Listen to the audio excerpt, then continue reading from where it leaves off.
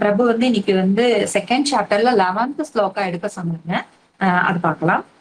ஸ்ரீ பகவானுவாச்ச அசோச்யான் அன்பசோஸ்வம் பிரஜ்ஞாவாதாம் சபாசசே கதாசும் அகதாசும் ச நானுசோசந்தி பண்டிதாக. ஸ்ரீ பகவானுவாச்ச புருஷோத்தமரான முழுமுதற் கடவுள் கூறினார், அசோச்யான் கவலைப்பட வேண்டாதவற்றிற்காக, அன்பசோச நீ கவலைப்படுகிறாய், இத்மம் நீ பிரக்ஞாவாதான் அறிவாளித்தனமான வாதங்கள், மேலும் பாசசே பேசுகையில், கத இழந்த அசூன் வாழ்வு, அக்கத இழக்காத அசூன் வாழ்வு, மேலும் நான் ஒருபோதும் இல்லை, அனுஷோச்சந்தி கவலைப்படுதல், பண்டிதா அறிஞர். புருஷோத்தமரான முழுமுதற் கடவுள் கூறினார், அறிவாளியை போல பேசும் அதே சமயத்தில் கவலைப்பட வேண்டாதவற்றுக்காக நீ கவலைப்படுகிறாய். அறிஞர் வாழ்பவர்களுக்காகவோ மாண்டவர்களுக்காகவோ வருந்துவது இல்லை. பொருளுரை. உடனடியாக ஆசிரியரின் நிலையை ஏற்ற பகவான் மாணவனை முட்டாள் என்று மறைமுகமாக அழைத்து கண்டிக்கின்றார். நீ அறிவாளியை போல பேசுகிறாய், ஆனால் உடல் என்றால் என்ன, ஆத்மா என்றால் என்ன என்பதை அறிந்த உண்மையான அறிஞன் உடலின் எந்த நிலைக்கும் உயிரோடு இருந்தாலும் இறந்தாலும் வருந்துவது இல்லை என்று கூறினார்.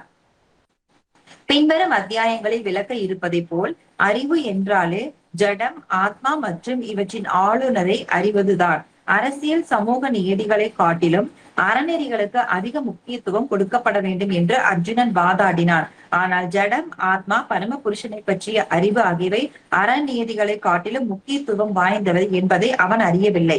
இவ்வறிவு போதுமான அளவில் இல்லாத போது அவன் தன்னை பெரும் அறிஞனாக காட்டிக் கொண்டிருக்க கூடாது.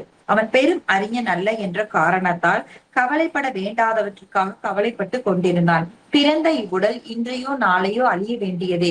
எனவே இவ்வுடல் ஆத்மாவை போல அவ்வளவு முக்கியமானது அல்ல. இதை அறிபவனே உண்மையான அறிஞன். இத்தகைய அறிஞன் ஜட உடலின் எந்த நிலைக்கும் வருந்துவது இல்லை. ஹரே கிருஷ்ணா. இந்த ஸ்லோகத்திலிருந்து பகவான் வந்து பேச ஆரம்பிக்கிறாரு. இதுக்கு முன்னாடி வந்து ஃபர்ஸ்ட் சாப்டர்ல வந்து அவர் வந்து ரொம்ப லேமண்ட் ஆயிருப்பாரு. நிறைய விஷயங்கள் வந்து சொல்லுவாரு. சாஸ்திரங்களை வந்து மேற்கோள் காட்டி சொல்லுவாரு. இந்த மாதிரி நான் வந்து பெரியவங்களை அழிச்சதுன்னா எனக்கு பாவம் வந்து சேரும், அந்த மாதிரி இருக்கக்கூடாது, என்னோட ரிலேட்டிவ்ஸை நான் வந்து கொல்றதுக்கு பதிவா பேசாம நான் செத்து போயிடலாம், இந்த மாதிரி நிறைய விஷயங்களை வந்து நிறைய சொல்லுவாரு.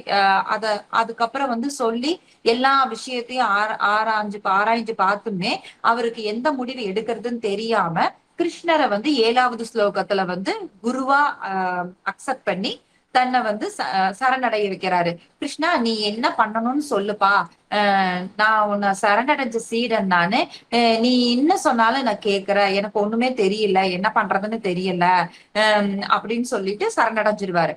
சரணடைஞ்ச உடனேயே அது வரைக்கும் ஃப்ரெண்டா இருந்த கிருஷ்ணர் அதுக்கப்புறம் வந்து குருவா மாறிடுறாரு. குருவா மாறின உடனேயே பாருங்க, இந்த ஸ்லோகத்துல இருந்து பேச ஆரம்பிக்கிறாரு. எடுத்த உடனே முட்டாள்னு சொல்றாரு.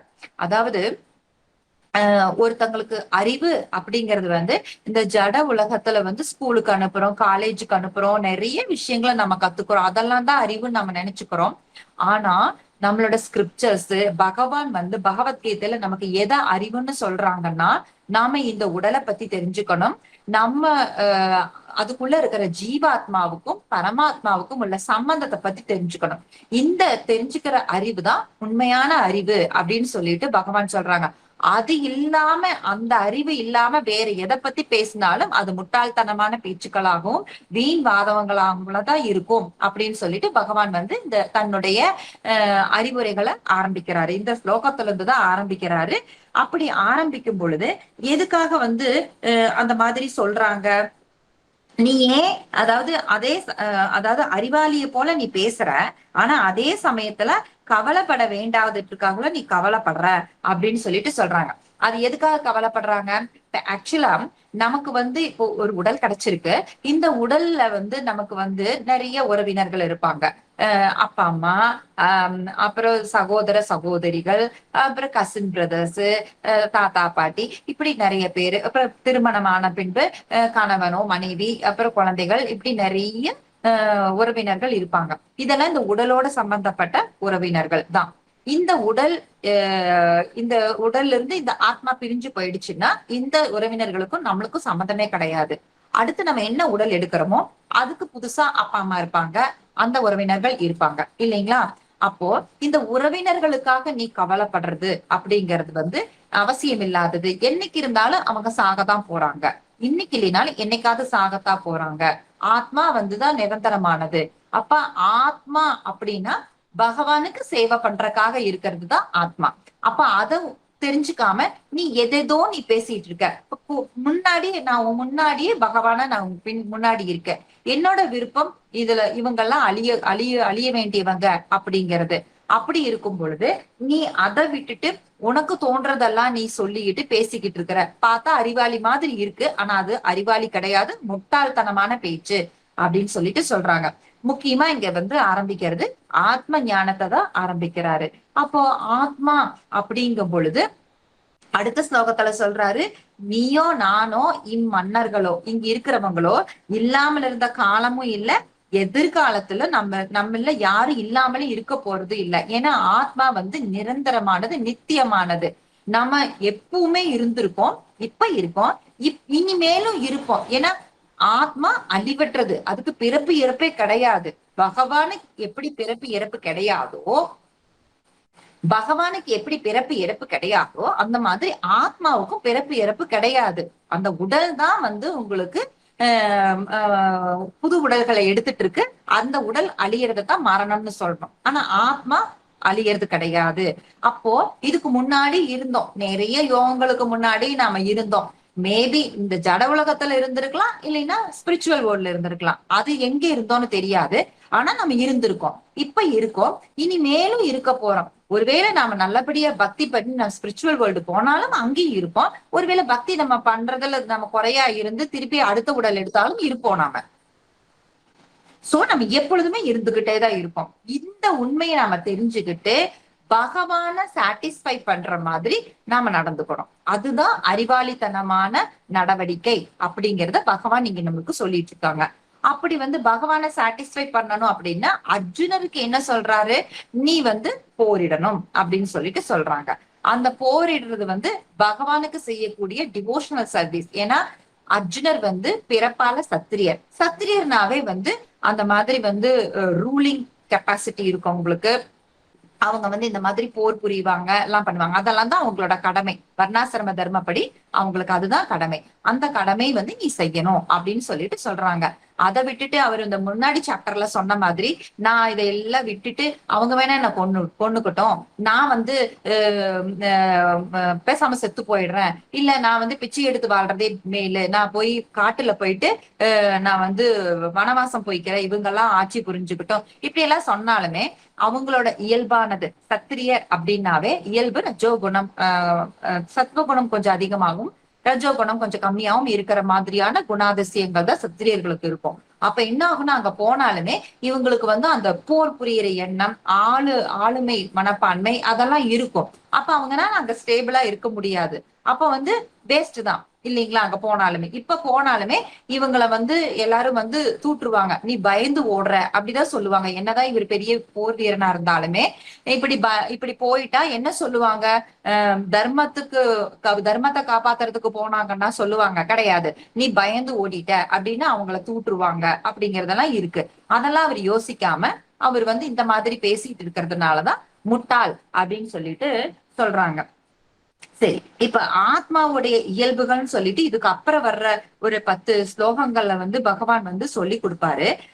அதை வந்து ஒரு குயிக் ரிவ்யூ மாதிரி பார்த்துட்டு நம்ம இந்த ஸ்லோகாலாம் திருப்பி நாம வருவோம். நாம அதாவது இந்த ஆத்மா வந்து நம்ம வெட்ட முடியாது, அப்புறம் எரிக்க முடியாது, நனைக்க முடியாது, வீசும் காத்தால உலர்த்த முடியாது, இந்த மாதிரி குவாலிட்டிஸ் எல்லாம் இருக்கு. அப்புறம் இதுக்கு பிறப்பு இறப்பு கிடையாது, நித்தியமானது.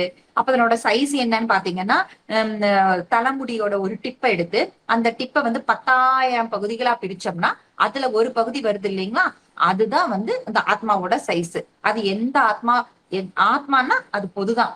என்னோட உடம்புல இருக்கிற ஆத்மாவும் அதே சைஸ் தான், எறும்புல இருக்கிற எறும்பு உடல்ல இருக்கிற அந்த ஆத்மாவும் அதே சைஸ் தான், பெரிய யானையோட உடல்ல இருக்கிற ஆத்மாவும் அதே சைஸ் தான், பிரம்மாவோட உடல்ல இருக்கிற ஆத்மாவும் அதே சைஸ் தான்.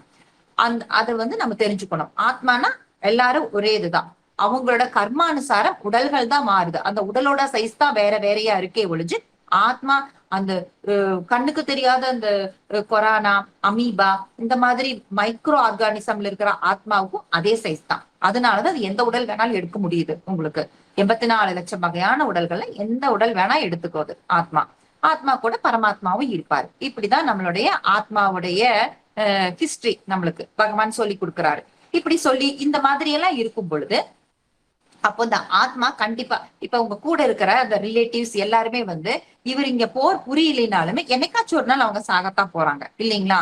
அப்போ நீ எதுக்காக இதுக்கெல்லாம் நீ வருத்தப்படுற? நீ இந்த மாதிரி வந்து இந்த இந்த மாதிரி ஆத்மாவை பத்தி தெரிஞ்சவங்க இருக்கிறவங்களுக்காகவும் செத்து போனவங்களுக்காகவும் யாரும் வருத்தப்பட போறது கிடையாது. ஏன்னா ஒரு ஒரு ஆத்மா வந்து அதனுடைய ஜட உடலை எடுக்கும் பொழுதே அதனோட மரணமும் பிறக்குது. எப்படி நாம வந்து பர்த்டே அப்படின்னு சொல்றோமோ அந்த பர்த்டேலயே வந்து நமக்கு நிர்ணயிக்கப்பட்டிருது.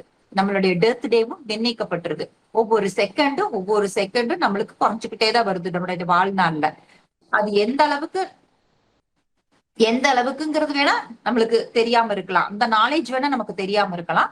பட் நாம பிறக்கும் பொழுதே நமக்கு வந்து டெத்தும் பிறந்துருது அப்படிங்கிறது நிஜம்தான் இல்லைங்களா? அப்ப அவங்க சொல்றது அதுதான். இப்ப இந்த உறவினர்கள் எல்லாம் வந்து நீ இப்ப வந்து போர் புரிஞ்சு கொள்ளாட்டியும் என்னைக்காச்சும் ஒரு நாள் சாகத்தா போறாங்க இல்லையா? அப்போ ஏன் உன்னோட கடமையிலிருந்து நீ விலகுற? இந்த மாதிரி பேசாத.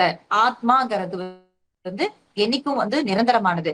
இவங்க வந்து இங்க உயிரை விட்டாங்கன்னா அவங்களுக்கு வந்து கண்டிப்பா நெக்ஸ்ட் பாடி வந்து ஒரு பெட்டர் பாடி தான் இருக்கும். அதுவும் இல்லாம என் கண் முன்னாடி அவங்க வந்து உயிரை விடும் பொழுது அவங்களுக்கு கண்டிப்பா வந்து மோட்சம் கிடைக்கும் அப்படிங்கிற மாதிரி பகவான் சொல்றாரு. இப்ப வந்து பகவத்கீதை அப்படின்னு எடுத்துக்கிட்டீங்கன்னாவே அந்த 5 விஷயங்களை பத்தி தான் வந்து பகவான் வந்து சொல்லி கொடுப்பாரு. எந்த 5 விஷயங்கள்? ஜீவாத்மா, பரமாத்மா, அந்த 2 பேர்த்தையும் பிரிக்கிற பிரகிருதி, ஜட இயற்கை, அப்புறம் காலம் கர்மா. இந்த விஷயங்களை எல்லாம் வந்து நமக்கு சொல்லி கொடுப்பாரு. இதுல ஃபர்ஸ்ட் டீச்சிங் என்னன்னு பாத்தீங்கன்னா இந்த ஆத்மாவை பத்தி தான் நம்மளுக்கு டீச் பண்றாங்க. ஏன்னா நம்மளை பத்தி நம்ம தெரிஞ்சுக்கிட்டதுக்கு அப்புறம் தான் நம்ம கூட இருக்கிற பரமாத்மா பத்தி நம்ம தெரிஞ்சுக்க முடியும். ஆனா நம்மளை பத்தியே நமக்கு எந்த நாலேஜுமே கிடையாது. நமக்கு ஏன் நாலேஜ் இல்ல அப்படின்னு நான் சொல்றேன் அப்படின்னா, இப்ப அர்ஜுனர் வந்து சாதாரண ஜீவாத்மா கிடையாது, பகவானுடைய ஃப்ரெண்டு. அவரு வந்து சொல்லுவாரு, உங்களுக்கு 4th சாப்டர்ல சொல்லுவாரு, அர்ஜுனா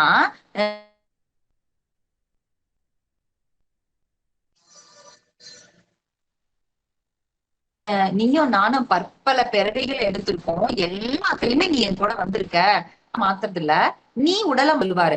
அப்போ அவர் எப்ப இங்க லீலைகள் இங்கேயோ எந்த பிளானட்டுக்கு லீலைகள் பண்ண போனாலுமே அர்ஜுனு கூடயே போறாரு. அப்போ அந்த அளவுக்கு ஒரு தூய ஜீவாத்மா அவரு. பகவானுடைய நெருங்கிய நண்பனா இருக்கக்கூடிய அந்த ஒரு ஜீவாத்மா.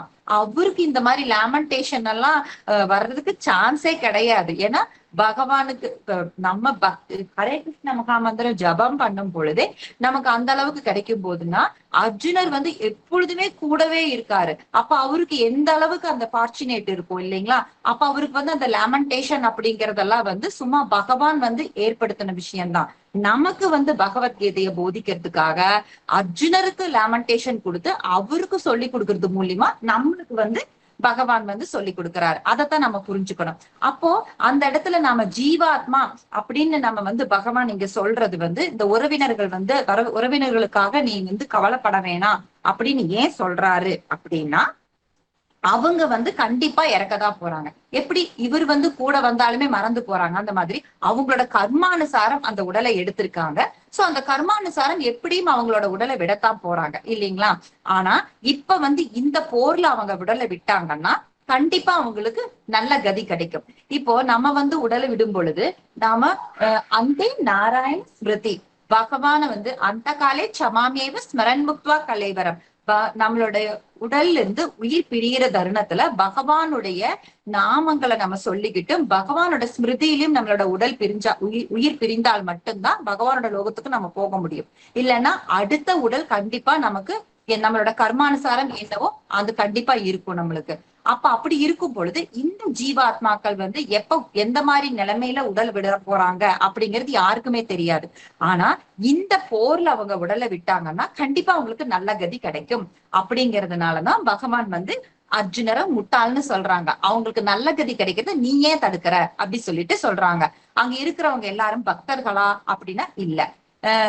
உங்களுக்கு வந்து பீஸ்மர் மாதிரி பெரிய மகாத்மாக்கள் எல்லாம் உங்களுக்கு இருக்காங்கதான். ஆனா அவங்கள மாதிரியே எல்லாருமே இருப்பாங்கன்னு சொல்ல முடியாது. அங்க நிறைய சோல்ஜர்ஸ் இருந்தாங்க, துரியோதனன் மாதிரி அக்கிரமக்காரங்களும் இருந்தாங்க, எல்லாருமே மிக்சடா தான் இருந்தாங்க. ஆனா எல்லாத்துக்குமே நல்ல கதி கிடைக்கும் அங்க அப்படின்னு சொல்லிட்டு பகவான் சொல்றாங்க. ஏன் நல்ல கதி கிடைக்குதுன்னா பகவானுடைய கண்ணு முன்னாடி அவங்களோட மரணம் சம்பவிக்குது, அதனாலதான் அப்படின்னு சொல்லிட்டு சொல்றாங்க.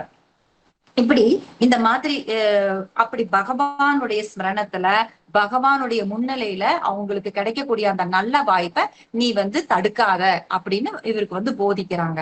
சரி, அவங்களுக்கெல்லாம் அந்த மாதிரி நல்ல கதி கிடைக்குது.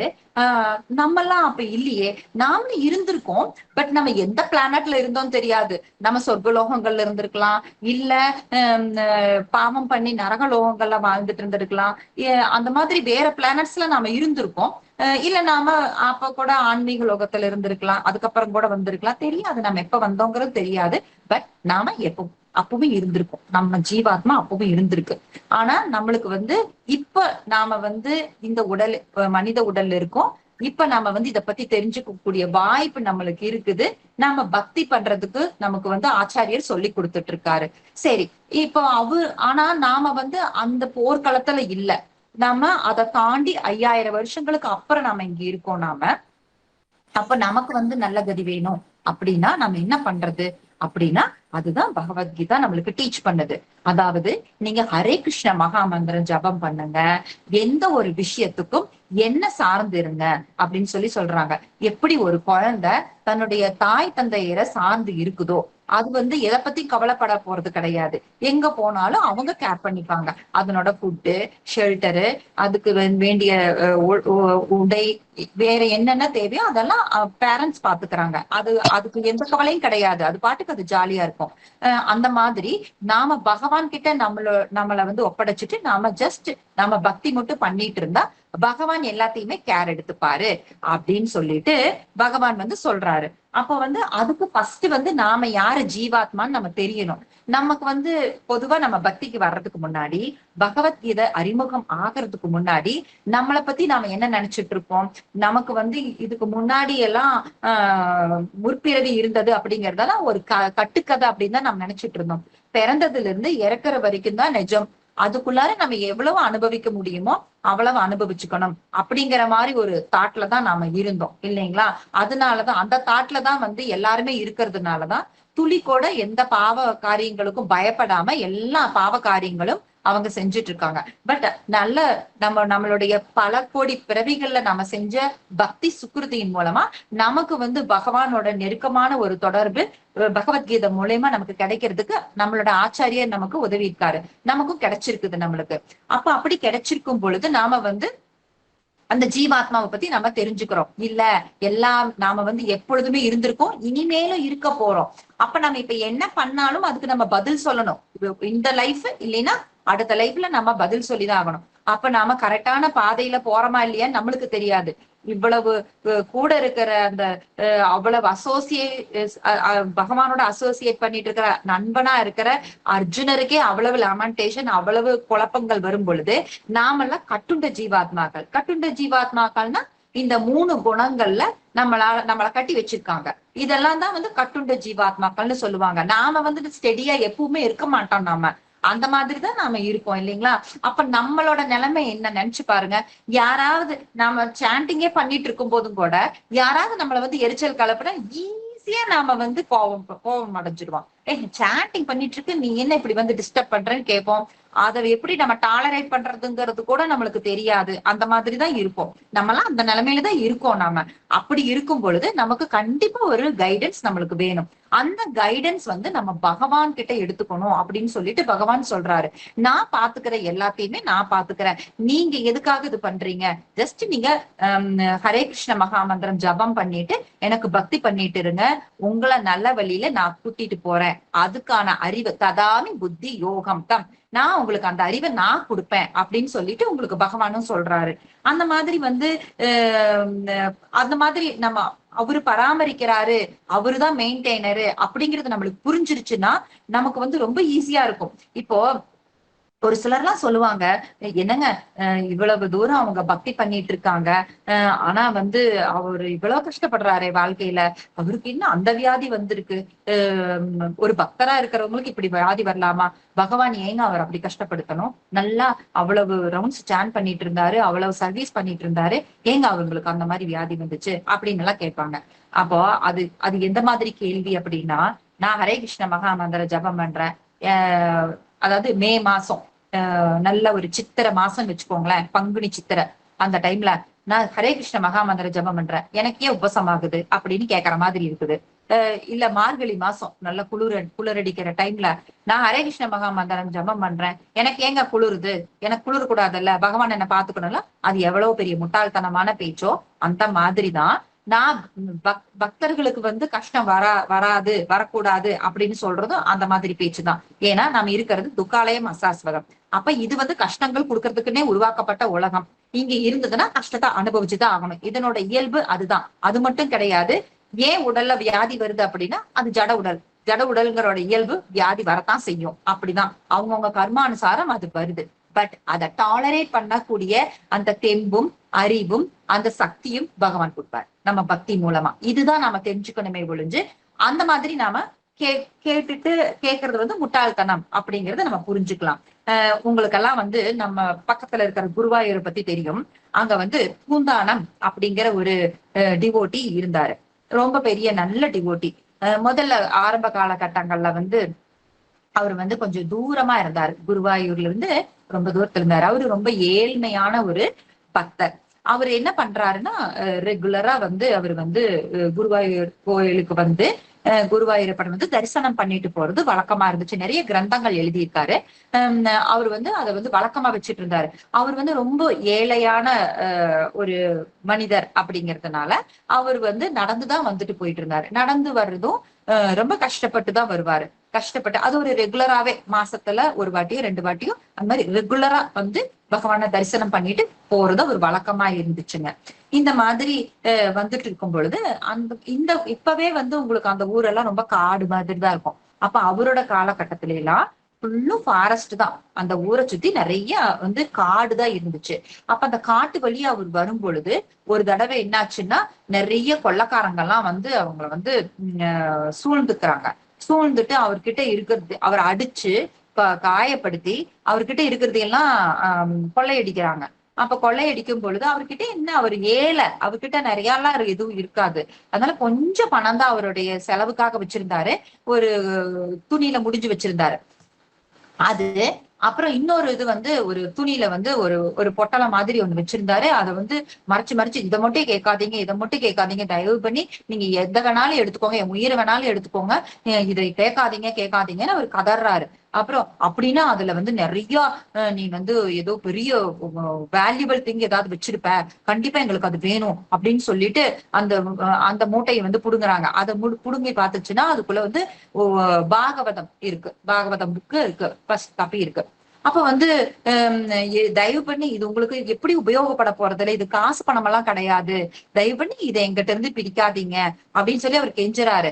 ஆனா அதைய புடுங்கிடுறாங்க. அப்புறம் இவர்கிட்ட ஒரு மோதிரம் கூட ஒண்ணு இருந்துச்சு, அதையும் புடுங்கிட்டு போயிடுறாங்க அவங்க. அப்போ கொஞ்ச தூரம் தான் அவங்க போயிருப்பாங்க. இவர் கண்ணை விட்டு கூட மறையல அவங்க எல்லாம். அப்போ ஒரு ஆள் எங்கிருந்தோ வந்து அவங்க கூட எல்லாம் சண்டை போட்டு இவர்கிட்ட இருந்த புடுங்கின அத்தனை பொருட்களையும் அவர் திரும்பி வாங்கிட்டு வந்து இவர்கிட்ட கொடுக்குறாரு. அந்த பாகவதம் புக்கு, அப்புறம் பாகவதம் காப்பி, அப்புறம் அவர்கிட்ட இருந்து புடுங்கின காசு, என்னென்ன அங்க இருந்து இவர்கிட்ட இருந்து எல்லாம் அவங்க கொள்ளையடிச்சுட்டு போனாங்களோ அதையெல்லாம் திருப்பி கொண்டு வந்து கொடுக்குறாரு. அப்ப வந்து பூந்தானம் வந்து ரொம்ப ஹாப்பி ஆயிட்டு நீ உயிரையும் காப்பாத்தி அவங்க கிட்ட இருந்து எனக்கு என்னுடைய பொருட்களை நீ வந்து திருப்பி கொடுத்திருக்கிற, அதுவும் முக்கியமா என் உயிருக்கும் மேலான பாகவதத்தை நீ எனக்கு திருப்பி கொடுத்திருக்கிற, உனக்கு நான் ஏதாவது கிஃப்ட் கொடுக்கணும் அப்படின்னு சொல்லிட்டு அந்த மோதிரம் ஒண்ணு வச்சிருந்தாரு இல்லைங்களா, அந்த மோதிரத்தை அவர்கிட்ட கொடுப்பாராம். இதை நீ வச்சுக்கோ, மறுக்காத, என்கிட்ட இருந்து மறுக்காத, இது என்னுடைய அன்பு, தயவு பண்ணி இதை நீ வாங்கிக்கோ அப்படின்னு சொல்லிட்டு அவர்கிட்ட கொடுக்குறாராம். அவரும் அதை வாங்கிட்டு போயிடுறாரு. அது யாருன்னெல்லாம் இவருக்கு தெரியாது, இதுக்கு முன்ன முன்ன பார்த்தது கிடையாது அந்த மனிதரை. அந்த மாதிரி நடந்துருச்சு. அதுக்கப்புறம் வந்து குருவாயூர் வர்றாங்க, லேட் ஆயிடுது. சோ கோயில் வந்து க்ளோஸ் பண்ணிடுறாங்க, தரிசனம் இல்ல. காலையில தான் தரிசனம் எடுத்துக்கணும். அதனால அந்த அங்க வெளியே வந்து அவர் ஒரு இடத்துல வந்து படுத்துக்கிறாரு. அன்னைக்கு நைட் வந்து பூஜாரியோட கனவுல குருவாயூரப்பன் வந்து சொல்றாரு, இந்த மாதிரி பூண்டானம் அப்படின்னு சொல்லிட்டு ஒரு டிவோட்டி வருவாரு நாளைக்கு. அவருக்கு வந்து என்னுடைய கஜானாவில இருந்து, அவருக்குன்னு அந்த ஜுவல்ஸ் எல்லாம் வச்சிருப்பாங்க இல்லைங்களா, அந்த கஜானாவில இருந்து இந்த இடத்துல இந்த கலர்ல ஒரு மோதிரம் இருக்கு, அந்த மோதிரத்தை நீ எடுத்து அவருக்கு நீ கிஃப்டா கொடுத்துரு அப்படின்னு சொல்லிட்டு சொல்லுவாங்க. அந்த பூந்தானத்தோட அடையாளத்தை எல்லாம் சொல்லுவாங்க. நாளைக்கு வருவா அப்படி, என்னோட தரிசனம் எடுக்கிறதுக்கு வருவா அப்படி, நீ வந்து கண்டிப்பா அந்த மோதிரத்தை நீ அவங்களுக்கு கொடுத்துடணும், இது என்னோட கிஃப்ட் அப்படின்னு சொல்லிட்டு கனவுல வந்து சொல்லுவா அப்படி. இந்த பூஜாரி முழிச்சு பார்த்துட்டு, என்ன இப்படி சொல்றாரு பகவான், நிஜமா அப்படின்னு சொல்லிட்டு பகவான் சொன்ன இடத்துல போய் பாக்குறாரு. அந்த கஜானா எல்லாம் போய் திறந்து பாக்குறாரு. அவரு சொன்ன அதே இடத்துல அவரு சொன்ன அந்த அடையாளங்களோட அந்த மோதிரம் அங்க இருக்கு. யாரப்பா அவ்வளவு ஒரு ஸ்பெஷல் டிவோட்டி, பகவானே வந்து இந்த மாதிரி கனவுல வந்து சொல்லிட்டு போயிருக்கிறாரு அப்படின்னா அவர் எவ்வளவு பெரிய ஆளா இருக்கணும், டிவோட்டியா இருக்கணும், கண்டிப்பா பார்க்கணும் அப்படின்னு சொல்லிட்டு இருக்காங்க. அடுத்த நாள் வந்து காலையில வந்து தரிசனத்துக்கு வர்றாரு அவரு. அந்த அவங்க சொன்ன அதே அடையாளங்களோட பூந்தானம் வர்றாரு. அப்ப நீங்க தான் பூந்தானமா அப்படின்னு சொல்லி கேக்குறாங்க. ஆமாங்கட்டி, உங்களுக்காக வந்து இந்த மோதிரத்தை வந்து கிஃப்டா வந்து பகவான் கொடுக்க சொன்னாரு, நேத்துக்கே வந்து எனக்கு அந்த கனவுல வந்து சொல்லிட்டு போனாரு அப்படின்னு சொல்லிட்டு அந்த மோதிரத்தை கொடுக்குறாங்க. அந்த மோதிரம் எந்த மோதிரம் தெரியுங்களா, அந்த காட்டுல வந்து அந்த கொள்ளக்கூட்டக்காரங்க வந்து இவங்க கிட்ட இருந்து புடுங்கிட்டு போயிட்டு அதுக்கப்புறம் அவர் ஒருத்தர் வந்து காப்பாத்தினாரு இல்லைங்களா, அப்ப அவருக்கு இவரு குட்டா கொடுத்த அதே மோதிரம் தான் பகவான் கிட்ட இருந்து இவருக்கு வருது. பகவான் கிட்ட இருந்து இவருக்கு வருது. அப்ப பாருங்களேன் எப்படி ஒரு லீலை பண்ணியிருக்காருன்னு சொல்லிட்டு. அதாவது கிருஷ்ணரே வந்து சண்டை போட்டு அவருக்கு அவருடைய திங்ஸ் எல்லாம் திருப்பி கொடுத்திருக்காரு. அப்புறம் இவர் வந்து ஹாப்பி ஆயிட்டு அந்த ஒரு மோதிரம் கொடுத்ததை கூட திருப்பி கொடுக்கறது மூலியமா இவர் எவ்வளவு பெரிய டிவோட்டின்னு சொல்லிட்டு அங்க இருக்கிறவங்களுக்கும் புரிய வச்சிருக்காரு உங்களுக்கு. இதை ஏன் நான் சொல்ல வரேன் அப்படின்னா, கடவுளையே சார்ந்து இருக்கிற பக்தர்களுக்கு வந்து என்னைக்குமே எதுக்குமே பயம் கிடையாது, அபயம். ஏன்னா பகவானுக்கு இன்னொரு பேர் அபய் இல்லைங்களா, அபயம். பகவானை சார்ந்து இருக்கிறவங்களுக்கு எந்த பயமும் கிடையாது. ஏன்னா ஆத்மாவை பத்தி நம்ம ஃபர்ஸ்ட் நம்ம தெரிஞ்சுக்கிட்டாவே கண்டிப்பா ஆத்மா ஒரு நாள் ஆத்மா வந்து இந்த ஆத்மா இந்த உடலை விட்டு பிரியத்தான் போகுது, அது கன்ஃபார்ம். நம்ம என்ன பண்ணாலும் அது மாத்தவே முடியாது. எவ்வளவு கோடி ரூபாய் கொடுத்தாலும் ஒரு செகண்ட் கூட நம்மளோட ஆயில வந்து நீட்டிக்கவே முடியாது நம்மளால, அது தெரிஞ்ச விஷயம். இப்போ நம்ம வெளியே எங்காவது போறோம், ஒரு பாம்பு வந்து நம்மளை கடிச்சிருமோ அப்படின்னு நம்ம பயப்படுவோம். ஏதாவது காட்டு வழியா நம்ம போறோம்னு வச்சுக்கோங்க. ஆனா அதுதான் நம்ம விதினா நம்ம காட்டு வழியா போகணும்னு கூட அவசியம் இல்லை, வீட்டுக்குள்ள இருந்தாலும் வந்து கடிச்சு போட்டு போகும், அதுதான் விதி. அப்படி இருக்கிற அந்த மாதிரி ஒரு மென்டாலிட்டி நம்மளுக்கு வந்துருச்சுன்னா எதுக்கும் நம்ம பயப்பட மாட்டோம். இந்த கொரோனாலாம் வந்த டைம்ல எந்த பக்தர்களுமே பயப்படலைங்க. ஏன்னா அவங்களுக்கு நல்லா நல்லா தெரியும் இது வந்து உடல் கிடையாது, ஜீவாத்மா. இந்த ஜீவாத்மாவுக்கு இதுதான் கர்மா, இதுதான் விதி. இந்த கொரோனாவில உயிர் போகணும் அப்படின்னு இருந்தா அதை மாத்தவே முடியாது. அதே சமயத்துல அப்படியெல்லாம் அதனோட விதி கிடையாது, இன்னும் இருக்கணும், இன்னும் நிறைய சர்வீஸ் பண்ணணும், இல்லைன்னா வேற என்ன கஷ்டங்களும் அனுபவிக்கிறதெல்லாம் இருக்குதுன்னு இந்த ஜீவாத்மாவுக்கு விதிக்கப்பட்டிருக்குன்னா அதையும் மாத்த முடியாதுங்கிறது அவங்களுக்கு நல்லா நல்லா தெரிஞ்சதுனாலதான் இந்த உலகமே பயப்பட்ட அந்த பீரியட்ல தைரியமா இருந்தது கிருஷ்ண பக்தர்கள் மட்டும்தானே நாம தைரியமா சொல்ல முடியும். ஏன்னா அதுதான் பகவான் அததான் சொல்றாங்க, இந்த ஆத்மாவை பத்தி தெரிஞ்சுக்கோங்கப்பா. அப்புறம் மரணங்கிறது கண்டிப்பா சம்பவிக்கும், மரணம் அடைந்தவன் கண்டிப்பா இன்னொரு உடல் எடுத்துத்தான் ஆகணும். அதனால வந்து அந்த உடல் எடுக்காம நீங்க ஸ்பிரிச்சுவல் பாடி எடுக்கிறதுக்காக இந்த உடலை நீங்க பயன்படுத்திக்கோங்க அப்படிங்கிறதுக்காக தான் இந்த டீச்சிங்ஸ் எல்லாம் நம்மளுக்கு வந்து பகவான் வந்து நம்மளுக்கு சொல்லி கொடுத்துட்டு இருக்காங்க. அதே மாதிரி இன்னொரு இன்னொரு பக்தருடைய ஸ்டோரி கூட நம்ம பார்த்தோம்னா இன்னும் நமக்கு கொஞ்சம் இன்ஸ்பைரேஷன் இருக்கும், நம்மளுக்கு பக்தி பண்றதுக்கு ரொம்ப நமக்கு வந்து தூண்டுதலா அமையும். குஜராத்ல வந்து பூடானா அப்படிங்கிற ஒரு பக்தர் இருந்தாரு. அவரும் அதே மாதிரிதான் ரொம்ப ஏழையான ஒரு பர்சன். ஆனா அவர் என்ன பண்ணுவாருன்னா ஆஹ் வருஷத்துல 2 வாட்டி அவங்க ஊர் வந்து தாக்கூர் அப்படிங்கிற ஊரு, அங்கிருந்து துவாரகாவுக்கு நடந்தே போயிட்டு தரிசனம் பண்ணிட்டு வருவாரு. வருஷத்துல 2 வாட்டி போயிட்டு போயிட்டு வருவாரு, தரிசனம் எடுத்துட்டு வருவாரு. இத வந்து ரெகுலராவே அவர் வாழ்நாள்ல பண்ணிட்டு இருந்தாரு.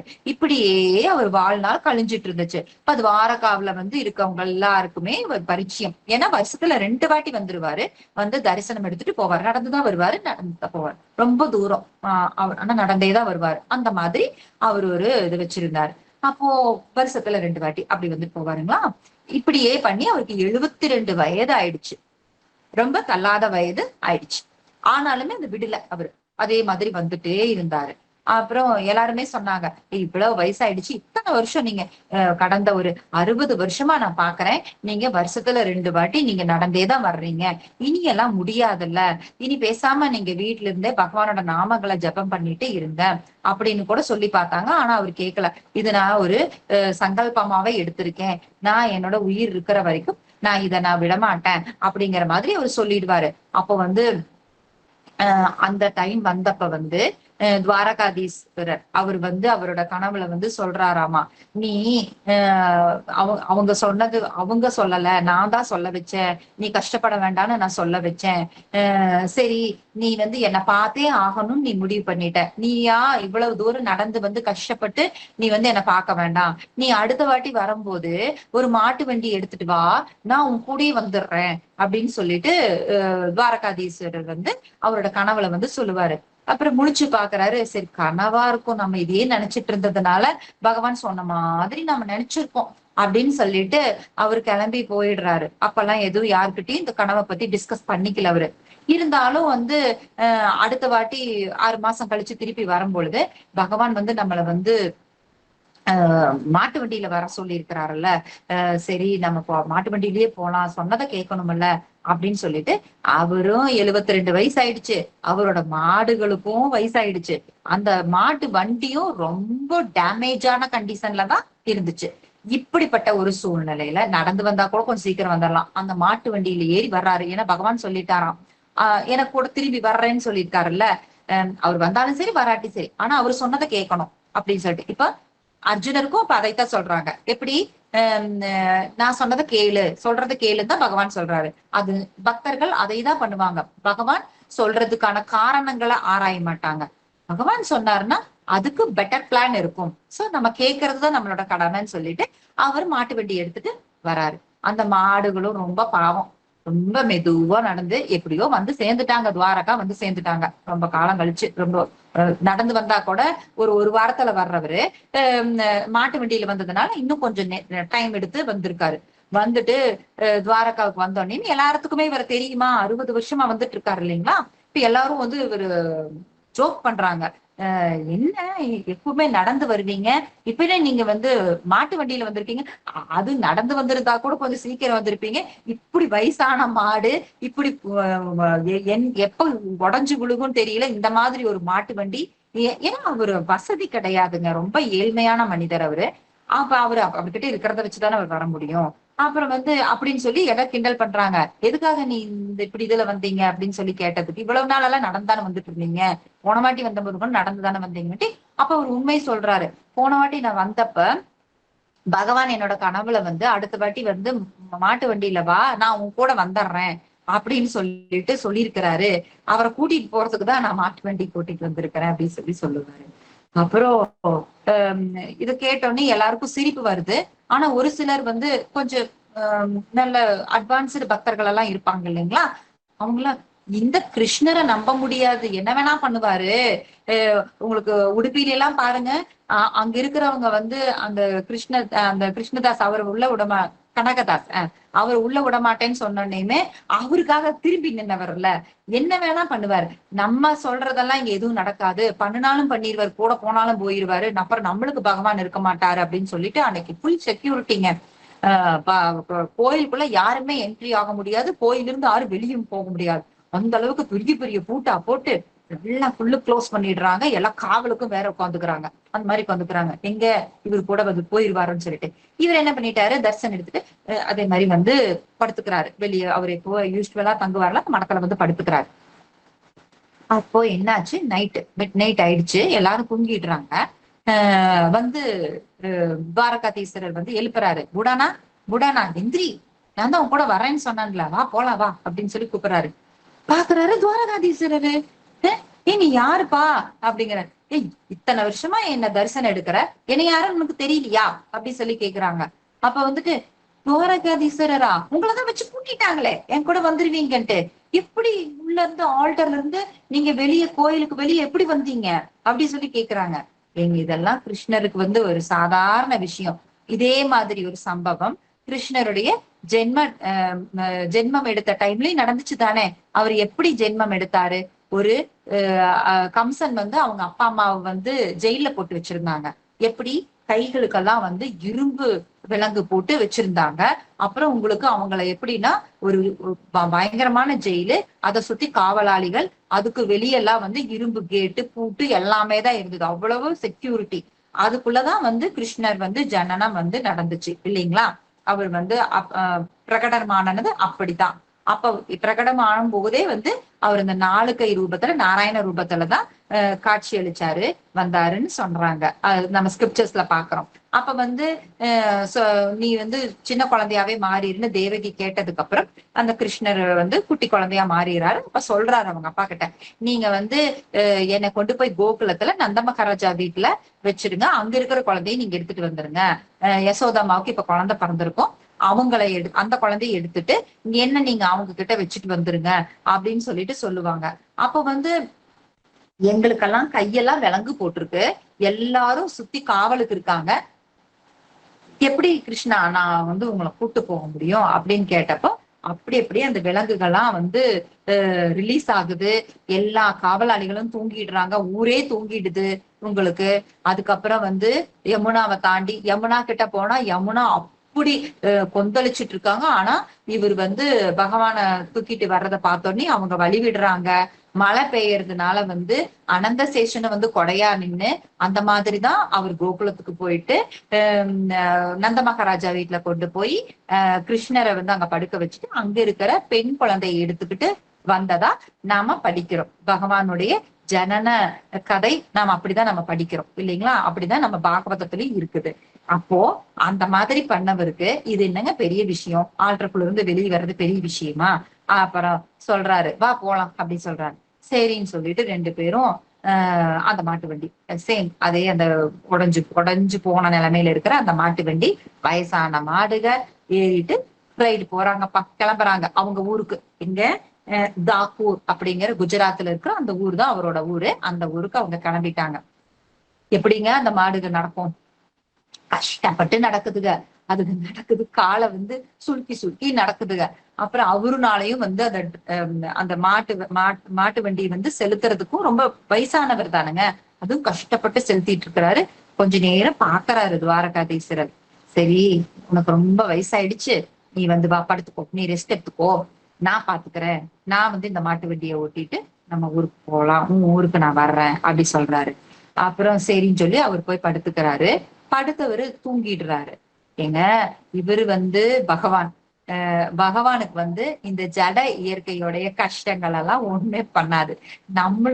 நம்மளுக்குதான் வந்து இந்த ஊர்ல இருந்து அடுத்த ஊருக்கு போறதுக்கு நடந்து போனா இவ்வளவு நேரம் ஆகும், இல்ல பிளைட்ல போனா இவ்வளவு நேரம் ஆகும், இல்ல ட்ரெயின்ல போனா இவ்வளவு நேரம் ஆகுங்கிறதெல்லாம் நம்மளுக்கு தான் கணக்கு, பகவானுக்கு கணக்கே கிடையாது. நினைச்சா எங்க வேணாலும் போவாரு, நினைச்சா எங்க வேணாலும் எங்கிருந்து வேணாலும் மறைஞ்சிடுவாரு, அப்படித்தானே.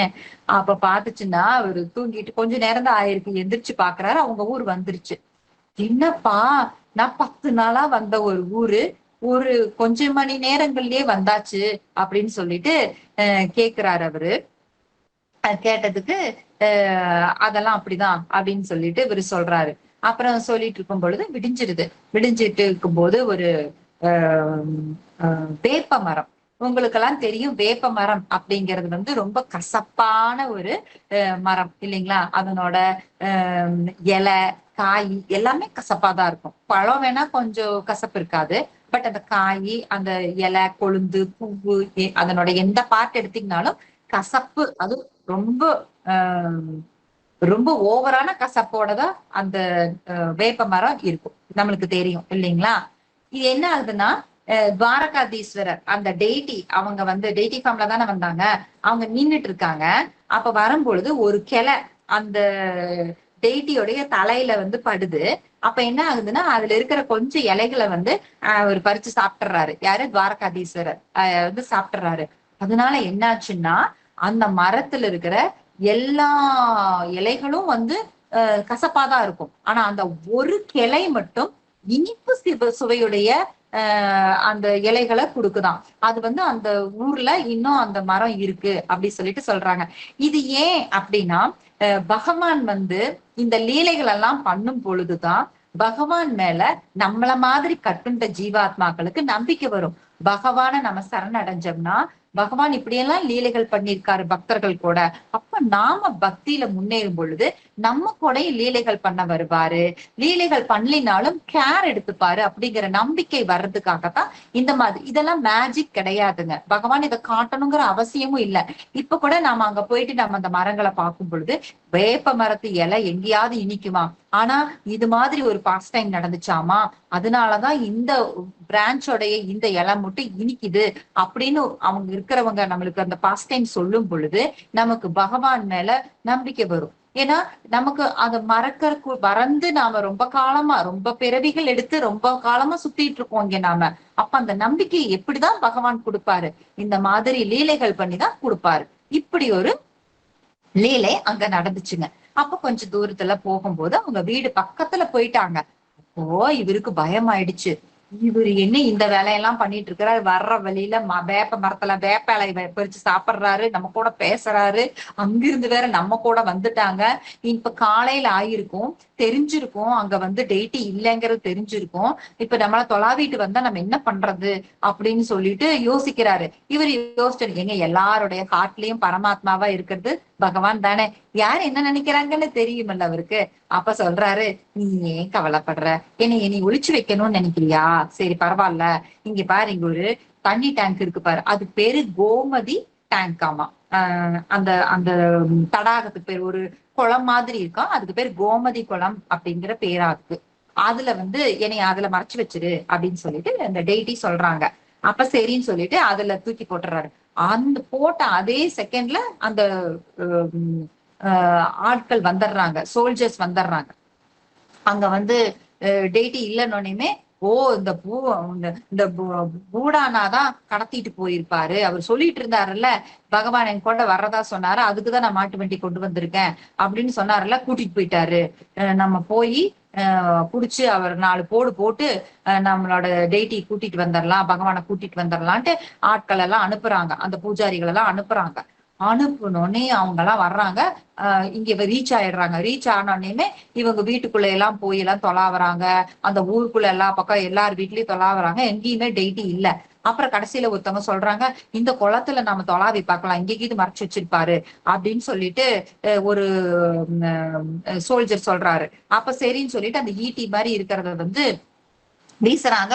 அது என்ன ஆகுது? அந்த ஸ்ரீ விக்கிரகத்து மேல போய் படுது. அப்ப என்ன ஆகுது? அந்த அந்த குளம் பூரா ரெட் ஆயிருது. ரத்தமா நம்புனா எப்படி இருக்கும் அந்த மாதிரி அந்த குளம் மாறிடுது. அப்போ எல்லாம் பயந்து போயிட்டு மன்னிச்சுக்கோங்கன்னு சொல்லி எல்லாம் கீழே விழுந்து கும்பிடுறாங்க. விழுந்து கும்பிட்டு எல்லாரும் கை காலெல்லாம் செருப்பெல்லாம் கழட்டி விட்டுட்டு அந்த குளத்துக்குள்ள இறங்கி தொலாவுறாங்க.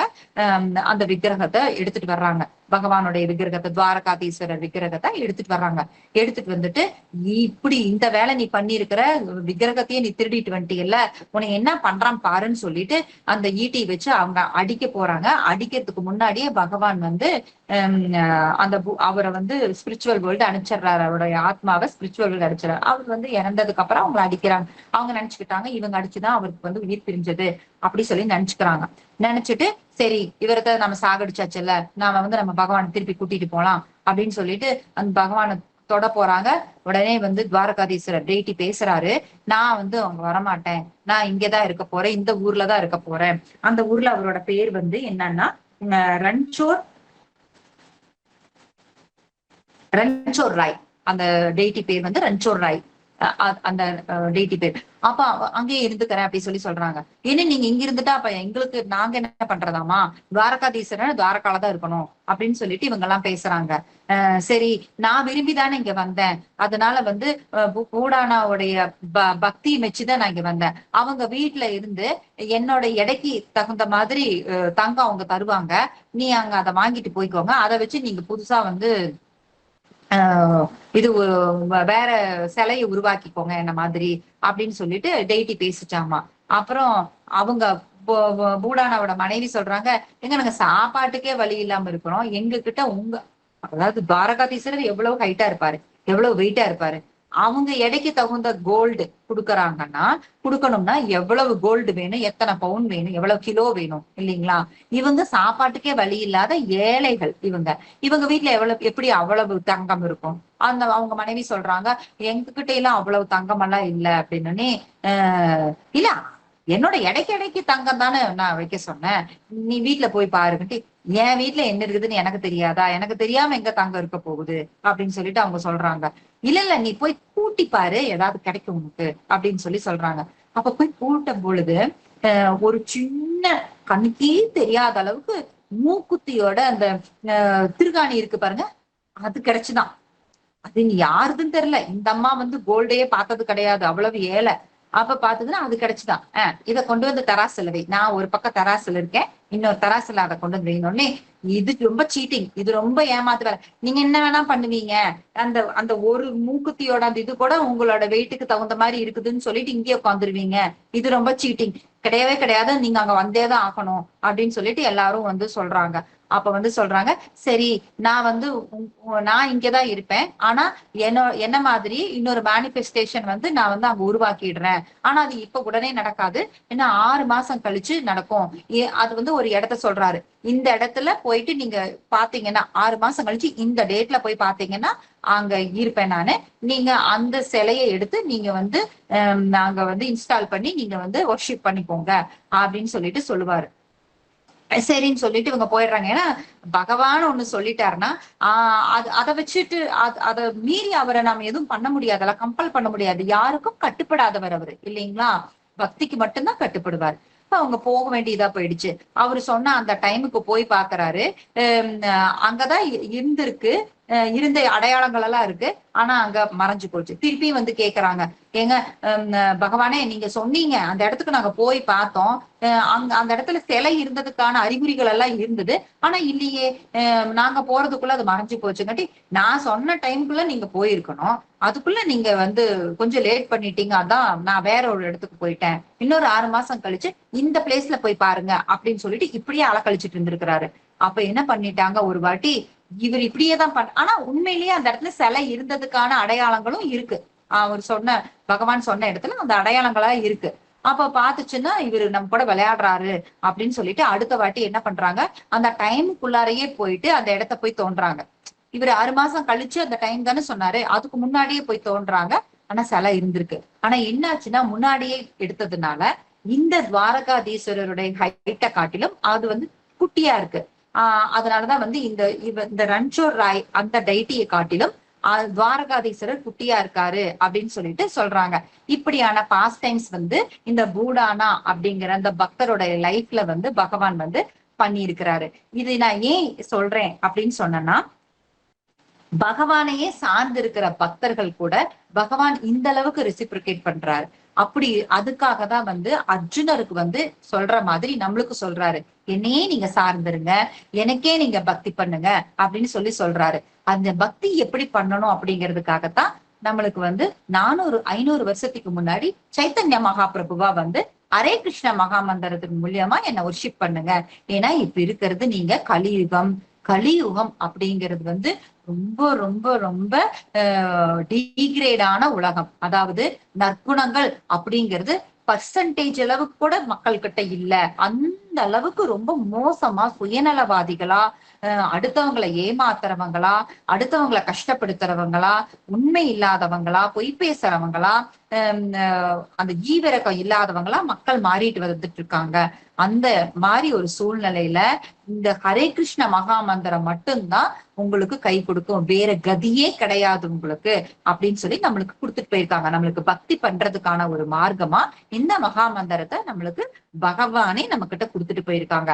இதை நாம சின்சியரா நம்ம ஜபம் பண்ணும் பொழுது நம்மளை சுத்தி இருக்கிற நம்மளுடைய தடங்கல்கள், பக்தியில் இருக்கிற தடங்கல்கள் ஆகட்டும், இல்ல நம்மளுடைய ஹிருதயத்துல இருக்கிற தடங்கல்களாகட்டும், எதுவா இருந்தாலும் சரி. இப்ப நம்மனால இப்ப கோபியர்கள் எல்லாம் ஒரு செகண்ட் கூட பகவானை மறக்க முடியலன்னு ரொம்ப கவலைப்படுவாங்க. கிருஷ்ணா உன்னைய மறக்கவே முடியல, ஒரு செகண்ட் எங்க நினைவுல இருந்து நீ அகன்றேன்னா எங்களுக்கு இந்த விரக தாபம் இந்த ரொம்ப சிரமமா இருக்கு, ரொம்ப கஷ்டமா இருக்கு, தயவு பண்ணி எங்களுக்கு இதுல ஒரு ரிலீஃப் கிடைக்கணும்னா ஒரு செகண்டாவது உன்னை மறக்கிறதுக்கு எங்களுக்கு அனுகிரகம் பண்ணு அப்படின்னு சொல்லி அவங்க வேண்டுவாங்க. ஆனா நம்ம நிலைமை நினைச்சு பாருங்க, நம்ம பகவான ஞாபகம் வச்சுக்கிறதுக்கு எவ்வளவு கஷ்டப்பட வேண்டியதா இருக்குது. ஈஸியா நம்ம இந்த ஜட உலகத்தோட சீக்கிரமா நாம மிங்கிள் ஆயிடுறோம். நம்மனால பகவானுடைய ஸ்மரணத்திலையும் பகவானுடைய பக்தர்கள் கூடயும் நம்மனால நெருங்கிய உறவோ இல்ல எப்பொழுதுமே பகவானை நினைச்சுக்கிட்டு இருக்கிற அந்த ஒரு நல்ல ஒரு புனிதமான ஒரு வாழ்வோ நமக்கு ஏன் கிடைக்க மாட்டேங்குது அப்படின்னா, பல கோடி பிறவிகளா நம்ம பண்ணியிருக்கிற பாவ விளைவுகள் நம்மளுக்கு அந்த மாதிரியான ஒரு ஸ்மரணத்தை தடுக்குது நம்மளுக்கு. ஆனா என்ன மாதிரியான நாம பாவங்கள் பண்ணியிருந்தாலும் பரவாயில்ல, எந்த மாதிரியான குடும்பத்துல நாம பிறந்திருந்தாலும் பரவாயில்ல, இந்த ஹரே கிருஷ்ண மகா மந்திரத்தை நம்ம ஜெபிக்கும் பொழுது அத்தனையும் டெஸ்ட்ராய் ஆகி நம்மளுக்கு பகவான ஸ்மரணம் பண்ணக்கூடிய அந்த அதிகமான வாய்ப்புகளும், நமக்கு பகவானுக்கு சேவை பண்ணக்கூடிய வாய்ப்புகளும் அதிகமா நமக்கு உருவாகிக்கிட்டே இருக்கும். பகவான் நமக்கு உருவாக்கி கொடுப்பாரு. நாம அதுக்கு பண்ண வேண்டியது ஒரே ஒரு விஷயம், பகவானோட நாமங்களை ஜபம் பண்றதுதான், சின்சியரா நம்பிக்கையோட ஜபம் பண்றதுதான். ஆரம்ப காலகட்டங்கள்ல அதுவும் கஷ்டமாதான் இருக்கும்.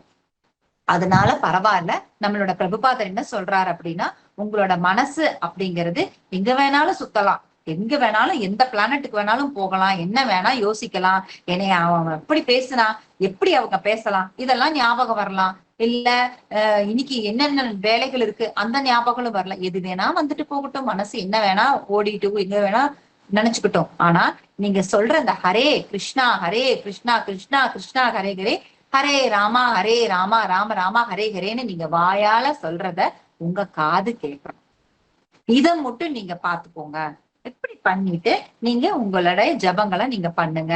உங்க மனசு எங்க வேணா போய்கிட்டோம், பிரச்சனை கிடையாது. ஆனா நாளடைவுல அந்த மனசு ஒருமுகப்படுத்தி கிருஷ்ணருடைய லீலைகளும் கிருஷ்ணருடைய பாஸ்ட் டைம்ஸ் அதெல்லாம் தான் உங்களுக்கு ஞாபகம் வர்ற மாதிரி உங்க உணர்வுகள் மாற ஆரம்பிக்கிறத நீங்க உணர முடியும். இது நீங்க எப்படி செக் பண்ணலாம் அப்படின்னா, நீங்க ஆரம்ப கால கட்டங்கள்ல நீங்க மெட்டீரியலா ரொம்ப என்கேஜா இருப்பீங்க.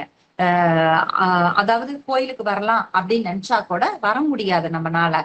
யாரோ ஒருத்தர் தடங்கலாயிடும், இல்ல நம்மளுக்கே போக முடியாத, உடம்பு சரியில்லாம போகலாம், ஏதோ ஒரு தடங்கல்ங்க. இல்லைன்னா நமக்கு வேற ஜோலிகள், மெட்டீரியலான ஜோலிகள் நிறைய இருக்கும், அதுலயே நம்ம ரொம்ப பிஸியா இருப்போம். கோயிலுக்கு போலாம்னு நினைச்சா கூட போக முடியாத அளவுக்கு அதுல பிரச்சனைகளும் அதுலயே மூழ்கிட்டு இருக்கோம். அதுக்கு காரணம் இந்த பாவ விளைவுகள் தான் இருக்கட்டும். ஆனா நீங்க அந்த ஹரே கிருஷ்ண மகா மந்திரம் ஜபம் பண்ண பண்ண நாளடைவுல என்ன ஆகும்னா, அந்த பிரச்சனைகள் எல்லாம் விலகி நம்ம பகவானு கூட நம்ம நெருங்கிறதுக்கும், பகவானோட பக்தர்கள் கூட நெருங்கிறதுக்கும், பகவானோட செயல்கள்ல ஈடுபடுறதுக்கும் நம்மளுக்கு வாய்ப்புகள் அதிகமாயிட்டே போகும். அந்த மெட்டீரியலான விஷயங்கள் விலகி போகும். இதெல்லாம் நம்மளுடைய முன்னேற்றம், பக்தி லைஃப்ல இருக்கிற முன்னேற்றமா நாம புரிஞ்சுக்க முடியும். அப்படி நடக்கல, இன்னும் நடக்கல அப்படின்னு நாம கவர்த்தப்பட வேண்டியது இல்ல. நாளடைவுல கண்டிப்பா நடக்கும். இப்போ எல்கேஜில இருந்து யூகேஜில இருந்து ஃபர்ஸ்ட் ஸ்டாண்டர்ட் அப்படித்தான் காலேஜுக்கு, அதுக்கு மேல பிஹெச்டி அப்படிதான் போவாங்களே ஒழிஞ்சு எடுத்தடுப்புலயே பிஹெச்டி போக மாட்டாங்க. எடுத்தடுப்புலயே பிஹெச்டி போறாங்கன்னா அவங்க முன்னாடியே வேற காலேஜ்ல அதுக்கு முந்தின படிப்பெல்லாம் படிச்சிருப்பாங்க. அப்போ ஒரு சிலர் வந்து சீக்கிரமே வந்த புதுசுலயே ஏகாதசி விரதம் இருக்காங்க, 64 மாலை பண்றாங்க, எடுத்தெடுப்புலயே 20 மாலை பண்றாங்க. எப்படிங்க முடிஞ்சது? நான் 20 வருஷமா இஸ்கான் போயிட்டு இருக்கிறேன், என்னால 4 மாலைக்கு மேல பண்ண முடியல, அதுவே கெஸ்ட் எல்லாம் வந்துட்டாங்கன்னா பண்றது இல்லைங்க நானு அப்படின்னா, அவங்க முற்பிறவிகள்லயே அதெல்லாம் பண்ணி முடிச்சிருப்பாங்க. அதை விட்ட இடத்துல இருந்து அவங்க தொடர்றாங்கிறத நம்ம தெரிஞ்சுக்கணுமே ஒழிஞ்சு நாம அது கூட நம்ம போட்டி போட வேணாம். நாம 4 மாலை தான் பண்றோமா, சரிங்க, 5 மாலை பண்றதுக்கு ட்ரை பண்ணுவோம். அட்லீஸ்ட் ஏகாதசி அன்னைக்காவது 4 மாலைகள் பண்றவங்க 8 மாலைகள் பண்ணலாம். 2 மாலைகள் பண்றவங்க 4 மாலைகள் பண்ணலாம். எவ்வளவு பண்றோமோ அதுக்கு டபுள் பண்றதுக்கு நாம முயற்சி பண்ணலாம். ஏகாதசிங்கிறது 15 நாளைக்கு ஒரு வாட்டி வரக்கூடியதுதான். மாசத்துல 2 நாள் தான்.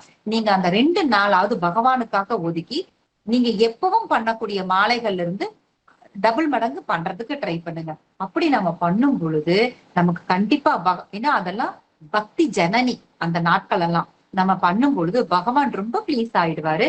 நம்ம பக்தி வந்து நமக்கு முன்னேறத நம்ம கண்கூட நம்ம பார்க்க முடியும். இப்படிதான் நம்ம பக்தியை நம்ம வளர்த்திக்க முடியும். இந்த 11வது ஸ்லோகத்துல இப்ப வந்து நீ கவலைப்படாத, ஆத்மாவை பத்தி தெரிஞ்சுக்கோ, நீ எனக்கு பக்தி பண்ணு அப்படின்னு ஸ்டார்ட் பண்றாருங்க. ஹரே கிருஷ்ணா.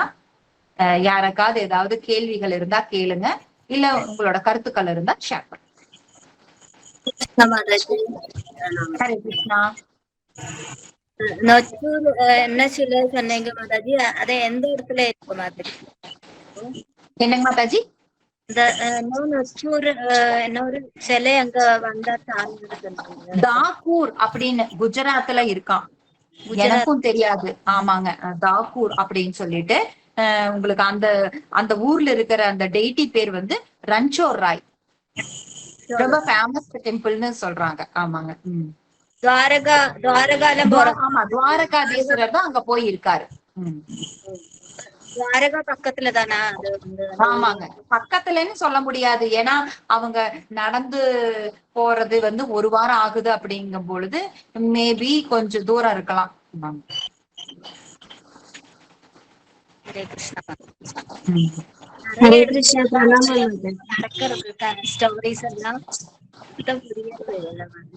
நிறைய பகவானோட லீலைகள் வந்து நிறைய இடத்துல நடக்கிறது.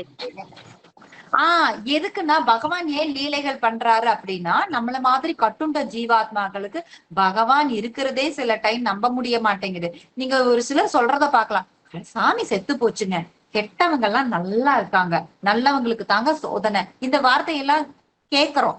அப்ப நமக்கு பதிலே நமக்கு சொல்ல தெரியாது, எப்படி சொல்றது. ஆனா பகவத்கீதை படிக்கிறவங்களுக்கு தெரியும் இல்லைங்களா? ஏன் கெட்டவங்க நல்லா இருக்காங்கன்னா அவங்களோட புண்ணிய விளைவுகளை அவங்க இப்ப அனுபவிச்சுட்டு இருக்காங்க. அது முடிஞ்சதுக்கு அப்புறம் அவங்களுக்கு அது ஸ்டார்ட் ஆகும் இல்லைங்களா? அது நம்மளுக்கு தெரியும். புண்ணியம் பண்ணிருப்பாங்க அவங்க வந்து, அதெல்லாம் அவங்க அனுபவிச்சுட்டு இருக்காங்க. ஆனா என்ன பிரயோஜனம்? அந்த புண்ணிய விளைவுகளை அனுபவிக்கும் பொழுது பாவங்களை சேர்த்துட்டு இருக்காங்க. அப்ப வரப்போற பிறவிகள்ல அவங்க ரொம்ப கஷ்டப்படுவாங்க. இப்ப நம்ம கஷ்டப்படுறோம்னாலுமே வீசின பந்து திரும்பி வந்திருக்கு. எந்த மாதிரி பந்து நம்ம திரும்பி போட்டிருக்கோமோ அந்த பந்து தான் நம்மளுக்கு திரும்பி வந்திருக்கு. அப்ப நாம பொறுத்துக்கணும். நாம மாத்ரா ஸ்வசாஸ்து கவுந்தேய சீதோஸ்னு சுக துக்கதான அவர் சொல்றாரு இல்லைங்களா?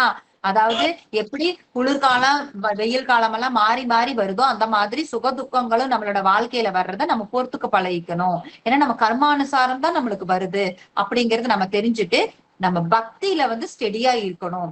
அப்பதான் நாம வந்து ஏன்னா இதனோட இயல்பு நான் அப்பவே சொன்னேன் இல்லைங்களா? வெயில் காலம் வந்தா உபசமாகதாங்க செய்யும், குளிர்காலம் வந்தா குளிரத்தான் செய்யும். ஹரே கிருஷ்ண மகாமந்திர ஜபம் பண்றதுனால நமக்கு குளிரக்கூடாது உபசமாக கூடாதுன்னு சட்டம் கிடையாது. அது எப்படிங்க இயல்பு, இந்த இந்த உலகத்தோட இயல்பு, அதை நம்ம அனுபவிக்கிறோம். அது மாதிரிதான் இந்த உலகத்தோட இயல்பு. பகவான் என்ன சொல்லியிருக்காரு? இது சுக்காலயம்னு எந்த இடத்துலயும் சொல்ல கிடையாது, இது துக்காலயம் அசாஸ்வதம் தான் சொல்லியிருக்காரு. நீங்க எங்க போய் நீங்க பெறப்படுத்தாலும் சரி, சொர்க்கலோகத்துல பெறப்படுத்தாலும் சரி, ஜனலோகம் மகரலோகம் சத்தியலோகத்துக்கே நீங்க போனாலுமே அங்கேயுமே அந்த பயம்ங்கிறது இருக்கு. நீங்க இந்திரன் எல்லாம் எவ்வளவு பயப்படுறாரு, பயப்பட்டு உங்களுக்கு எத்தனை வாட்டி உங்களுக்கு ஓடி போயிருக்காங்க. அப்ப உங்களுக்கு வந்து நிறைய இங்க இருக்கிற மன்னர்கள் எல்லாம் கூட போய் அவங்களுக்கு ஹெல்ப் பண்ணினதான் நாம எவ்வளவு புராணங்கள்ல படிக்கிறோம் இல்லைங்களா? அப்ப சொர்க்கலோகத்துல இந்திரன் பதவியில் இருக்கிறவருக்கே பயம் இருக்குதுன்னா நம்மள மாதிரி சாதாரண ஜீவாத்மாக்கள் ஒரு அதாவது நார்மலா 100 வருஷம் நம்மளுக்கு சொல்றாங்க. 100 வருஷம் எல்லாம் நம்ம இருக்கிறது கிடையாது. பட் நம்மளுக்கு நார்மலுடைய லைஃப் டைம் 100 வருஷம் சொல்றாங்க. அந்த மாதிரி ஜீவாத்மாக்களுக்கு பயங்கிறது சாதாரண விஷயம் தானுங்க. எதை பார்த்தாலும் நமக்கு பயம் வரும். நம்மளோட எதிர்காலம் என்ன ஆகும், நமக்கு நம்ம வந்து இதுக்கப்புறம் நாம என்ன பண்ண போறோம் அப்படிங்கிற விஷயங்கள் எல்லாம் நாம வந்து நினைச்சு நினைச்சு நாம பயப்படணுங்கிற அவசியம் இல்ல. எல்லாமே நம்ம கர்மானுசாரம் தான் நடக்குது. நம்ம என்ன பயப்பட்டாலும் எதையும் நம்ம மாத்திக்க முடியாது அப்படிங்கறது நம்ம ஸ்டெடியா இருந்தோம்னா பக்தி மட்டும்தான். இன்னைக்கு நமக்கு கிடைச்சிருக்கு, நம்மளோட வாழ்நாள்ல நாம உயிரோட இருக்கோம். சோ இன்னைக்கு பண்ணக்கூடிய விஷயங்கள், நீங்க எவ்வளவு மாலைகள் நீங்க சங்கல்பம் எடுத்திருக்கீங்களோ, 2 மாலையாகட்டும், இல்ல 6 மாலையாகட்டும், இல்ல 10 மாலை, எந்த மாலைகள் நீங்க பண்றதா நீங்க சங்கல்பம் எடுத்திருக்கீங்களோ அதை நீங்க முடிஞ்ச வரைக்கும் பண்ணி முடிச்சிருங்க. ஏன்னா அத நீங்க வந்து பாக்கியே வைக்காதீங்க. நீங்க என்னைக்கும் பாக்கி வைக்காதீங்க. அதை மட்டும் நீங்க பண்ணிட்டே வந்துட்டு இருந்தீங்கன்னா கண்டிப்பா அதுல முன்னேற்றம் அடைஞ்சு அடைஞ்சு பகவானோட ஸ்மரணங்கள் நமக்கு அதிகமாயி பகவான் சொல்ற அந்த கோல், அதாவது அந்தே நாராயண ஸ்மிருதி, அது நமக்கு கிடைக்கும். எந்த மாதிரி நம்ம பிராக்டிஸ் பண்றோமோ அந்த அந்த ஞாபகம் தான் நம்மளுடைய மரண வேலையில வறுமை ஒழிஞ்சு, இப்ப வந்து நாம இல்ல நான் வாழற போது நான் என்ன வேணா ஜாலியா இருந்துக்கிறேன், சாகும் போதுதானே நான் வந்து பகவானை நினைக்கிறேன் அப்படின்னா நமக்கு எப்ப மரணம் சம்பவிக்குன்னு நம்மளுக்கு தெரியாதுங்க. எப்ப வேணாலும் அதுதான் எக்ஸாம் நம்மளுக்கு. இப்ப நமக்கு பிராக்டிஸ் டைம் தான் நம்மளுக்கு. அந்த பிராக்டிஸ் டைம் நம்ம வந்து சின்சியரா பண்ணணும் அப்படிங்கிறது தான் நமக்கு நம்மளோட ஆச்சாரியர் வந்து சொல்லி கொடுக்கிறாரு. பகவானும் அதைத்தான் சொல்லிட்டு போயிருக்காரு. ஹரே கிருஷ்ணா. தேங்க்யூ. தேங்க்யூ மாதாஜி. இன்னைக்கு ரொம்ப டிஃப்ரெண்டா இருந்தது பகவத்கீதா. அதாவது நிறைய பகவத்கீதா கேட்கணும் அப்படின்னா, அதாவது ஒரு டைம் பகவத்கீதா கிளாஸ் அட்டன் பண்ணி 18 நாள் அட்டன் பண்ணி அப்புறம் திருப்பியும் அதுதானே சொல்லி கொடுக்குறாங்க அப்படின்னு இல்லாம ஒவ்வொரு டைமும் ஒவ்வொரு கிளாஸ் கேட்கும்போது புதுசாவும் அது ஒரு டிஃப்ரெண்டாவும் இருந்தது. இன்னத்த கிளாஸ் நிறைய நிறைய டிஃப்ரெண்டாவும் நிறைய தெரிஞ்சுக்கிறதுக்கும் இருந்தது மாதாஜி. Thank you so much. அது எப்படின்னா பகவத்கீதா பாகவதம் எல்லாம் மாதாஜி மாதாஜி எப்படின்னா நம்ம வந்து ஒவ்வொரு வாட்டி படிக்கும் பொழுதும் நமக்கு ஒவ்வொரு ரியலைசேஷன் இருக்கும். ஏன்னா நாம வந்து படிக்க ஆரம்பிக்கும் பொழுது ஒரு ஸ்டேஜ்ல இருப்போம் இல்லைங்களா? அப்போ ஒரு மாதிரி நம்மளுக்கு அந்த ஸ்லோகம் புரியும், அந்த பர்போட் நம்மளுக்கு ஒரு மாதிரி புரியும். கொஞ்ச காலத்துக்கு அப்புறம் நாம பக்தியில கொஞ்சம் அடுத்தபடி நம்ம போயிருப்போம். அப்ப அதே சேம் ஸ்லோகா தான் நம்ம படிச்சோம்னா வேற மாதிரி நமக்கு ஒரு ரியலைசேஷன் நம்மளுக்கு கிடைக்கும். அதே பர்போட்டு தான். அதுதான் அதனோட ஸ்பெஷாலிட்டி. உங்களுக்கு பாகவதத்திலயும் அதே மாதிரிதான். ஒரே ஸ்லோகாவை நீங்க தினமுமே படிச்சீங்கன்னா கூட ஒவ்வொரு நாளும் ஒவ்வொரு மாதிரியான அர்த்தங்கள் உங்களுக்கு புலப்படும். அதுதான் அதனோட ஸ்பெஷாலிட்டி. ஏன்னா நாம எந்த மாதிரியான சூழ்நிலையில இருக்கோமோ அதுக்கான பதில் வந்து அது மூலியமா தான் பகவான் நம்மளுக்கு அனுப்புறாரு. அப்ப நமக்கு அந்த பதில்கள் அதுக்கு வந்துட்டு இருக்குங்கிறத நம்ம புரிஞ்சுக்கலாங்க. ஏன்னா இதெல்லாம் வந்து பகவானோட அசோசியேட் பண்ணிக்கக்கூடிய விஷயங்கள் நமக்கு. அப்ப பகவான் நமக்கு அந்த புத்திமதியை எப்படி கொடுப்பாரு, இப்படிதாங்க கொடுப்பாரு. அதையேதான் படிச்சுட்டு இருப்போம் தினமும். அப்பெல்லாம் நமக்கு அது தோணாது. ஆனா ஏதாவது ஒரு ப்ராப்ளத்துல நம்ம மாட்டிட்டு இருப்போம். அந்த ப்ராப்ளத்துக்கு என்ன சொல்யூஷன் அப்படிங்கிறது நம்ம தெரியாம முழிச்சுட்டு இருப்போம். அப்ப அது வந்து அந்த சொல்யூஷன் அது மூலியமா நமக்கு கிடைக்கும். இது வந்து நாம வந்து ரெகுலரா நம்ம பகவானோட அசோசியேட் பண்ணிட்டே இருந்தோம்னா நமக்கு இது வந்து நம்ம அனுபவபூர்வமா உணர முடியும். தேங்க்யூ மாதாஜி. ஹரே கிருஷ்ணா மந்திரத்தோட முக்கியத்துவம் எவ்வளவு இருக்கு அப்படிங்கறது இன்னைக்கு ஆழமா புரிய வச்சுட்டீங்க மாதாஜி. தேங்க்யூ. ஹரே கிருஷ்ணா. நன்றி. ஹரே கிருஷ்ணா. ஹரே கிருஷ்ணா. கேக்குதுங்களா? கொஞ்சம் சவுண்டா பேசுங்க பிரபு. மாதாஜி ஹரே கிருஷ்ணா. இப்ப கேக்குதுங்களா? சொல்லுங்க. மாதாஜி பூந்தான பத்தி கேட்டீங்க. குருவாயூர் பூந்தான பத்தி சொன்னீங்க. ஆமாங்க. குருவாயூர் பூந்தான பத்தி சொன்னீங்க மாதாஜி. ஆமாங்க. பூந்தான பூந்தான ஆமாங்க ஆமாங்க. அருமையா இருக்கு மாதாஜி. என்னங்க? குருவாயூர்ல இருந்து நான் கேக்குறேன். எனக்கு குரு சொன்னீங்க. நான் குருவாயூர்ல இருந்து பூந்தான பத்தி கேட்டுக்கிறேன். பிரபு இன்னொரு கொஞ்சம் சவுண்டா சொல்லுங்க. சவுண்ட் மாதாஜி பூந்தான பத்தி சொன்னீங்க. குருவாயூர் பத்தி. குருவாயூர்ல மாதாஜி. சரிங்க. குருவாயூர்ல கேக்குறேங்க. அப்படிங்களாங்க பிரபு. அப்ப உங்களுக்கு எல்லாம் நிறைய தெரிஞ்சிருக்கும். எங்களுக்கு வந்து வேற மகாராஜா சொன்னதை வச்சுதான் நாங்க சொல்றோம். அப்ப எங்களுக்கு சொல்லுங்க பிரபு, நிறைய தெரிஞ்சிருக்கும் உங்களுக்கு. ஆமா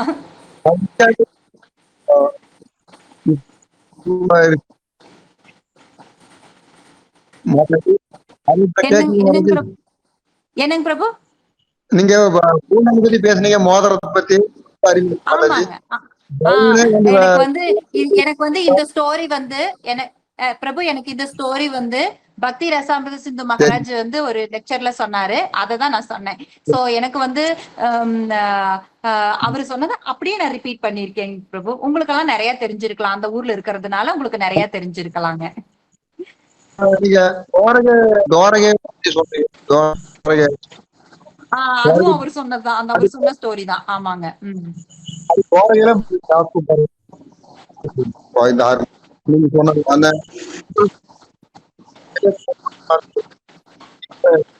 பிரபு இன்னும் கொஞ்சம் பக்கத்துல வந்து கொஞ்சம் சவுண்டா பேசுங்க பிரபு. பக்கத்துல இப்படி மாதாஜி பூந்தான இந்த துவாரகையில் சொன்னீங்க மாதாஜி பகவான் பத்தி ஆமாங்க. கேக்குங்க மாதாஜி. அது மகராஜ் அங்கே கிளாஸ் கொடுத்தாருங்க. கேக்குது, இப்ப ரொம்ப கேக்குதுங்க. கூட்டத்துல நாங்க கேட்க முடியும். இப்ப நீங்க அருமையா சொன்னீங்க மாதாஜி. ரொம்ப பூந்தான சரிங்க. வயசாகி 60 வருஷமா கோயிலுக்கு பகவான் கிட்ட போனது. அவரு வயசான இந்த மாதிரி மகராஜ் ஒரு வாட்டி கிளாஸ் சொன்னாருங்க. எல்லாம் மறந்துட்டேன். இப்ப ரெண்டாவது நீங்க மாதாஜி. ரொம்ப நன்றி மாதாஜி. சரி. ஓகே ரொம்ப ஓகே நன்றி ஓகே அதே ஓகே விஷயம் ஓகே. அதே விஷயம். ரொம்ப நன்றிங்க மாதாஜி. தேங்க்யூ ஹரே மாதாஜி. கிருஷ்ணா. இந்த பூந்தானத்தோட இந்த ஸ்டோரி நாங்க புதுசா தான் கேக்குறோம் மாதாஜி. அதாவது நிறைய டைம் வந்து வேற வேற ஸ்டோரிஸ் எல்லாம் கேட்டிருக்கோம் பூந்தானம் பத்தி. நாங்க கேரளால இருக்கோம். ஆனா மகாராஜ ஸ்பீச் எல்லாம் எல்லாமே நிறைய கேட்டிருக்கோம். ஆனா இந்த மோதிரத்தோட இன்னைக்கு தான் கேக்குறோம் மாதாஜி. டிஃபரெண்டா புதுசா எனக்கும் இருந்தது. எனக்கும் இன்னைக்குதான் தெரிஞ்சுதுங்க மாதாஜி. இந்த ஸ்டோரி, இந்த 2 ஸ்டோரியுமே சரி இந்த ஸ்லோகத்துக்கு இதுக்கு ஆப்டா இருக்கும்னு சொல்லிட்டு தான் நான் சொன்னேன் நானு. கண்டிப்பா. தேங்க்யூ மாதாஜி. இது ஒரு 4 பேருக்காவது இன்னைக்கு ஷேர் பண்ணிக்கணும் மாதாஜி. இது எனக்கு ஒரு ஸ்டோரி கேட்டா போன் பண்ணி ஃப்ரெண்ட்ஸுக்கெல்லாம் ஷேர் பண்ணிப்பேன். இந்த மாதிரி ஷேர் பண்ணும்போது நம்ம மைண்ட்ல அது அப்படியே இருக்கும். மற்றவங்களுக்கு ஷேர் பண்ணும்போது இந்த கண்டிப்பா ஸ்டோரி கண்டிப்பா. டிஃப்ரெண்டாவும் புதுசாவும் இருக்கிறதுனால கண்டிப்பா இன்னைக்கு ஒரு 2 பேருக்காவது ஷேர் பண்ணிப்பேன் மாதாஜி. Okay thank you. ஓகே ஓகேங்க மாதாஜி. நன்றி ஓகேங்க மாதாஜி. நன்றி. ஹரே ஹரே. தண்டத் பண்ண மாதாஜி.